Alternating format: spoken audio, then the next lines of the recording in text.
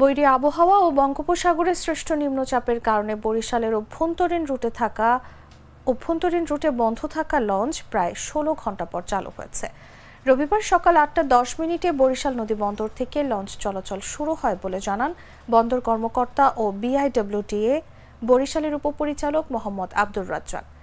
বরিশাল সহ দক্ষিণাঞ্চলে বৈরী আবহাওয়া বিরাজ করলেও কোনো নদ নদীর পানি এখনও বিপদসীমা অতিক্রম করেনি। বরিশাল আবহাওয়া অফিসের জ্যেষ্ঠ পর্যবেক্ষক রুবেল হাওলাদার জানান, গভীর সঞ্চালনশীল মেঘমালার কারণে বায়ুচাপের তারতম্য হয়েছে। এ কারণে বরিশাল বিভাগের বিভিন্ন স্থানে ভারী ও অতি ভারী বৃষ্টি হচ্ছে। তবে সোমবারের মধ্যে বৃষ্টিপাত কমবে বলে জানান তিনি।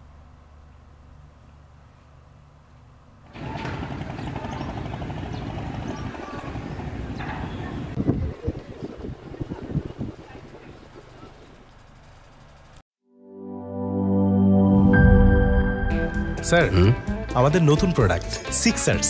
দেখতে তো ভালো, খেতেও ভালো। তুমি একটু বেশিই বলো। জানি স্যার, বিশ্বাস করবেন না, তাই সুপার স্লো মোশন ক্যামেরা নিয়ে এসেছি। দেখেন স্যার, চকলেট পিনাট ক্যারামেল ও নোগাটের দারুণ কম্বিনেশন এলো সিক্সার্স চকলেট কোটেড বার। পুরোটা এনার্জি।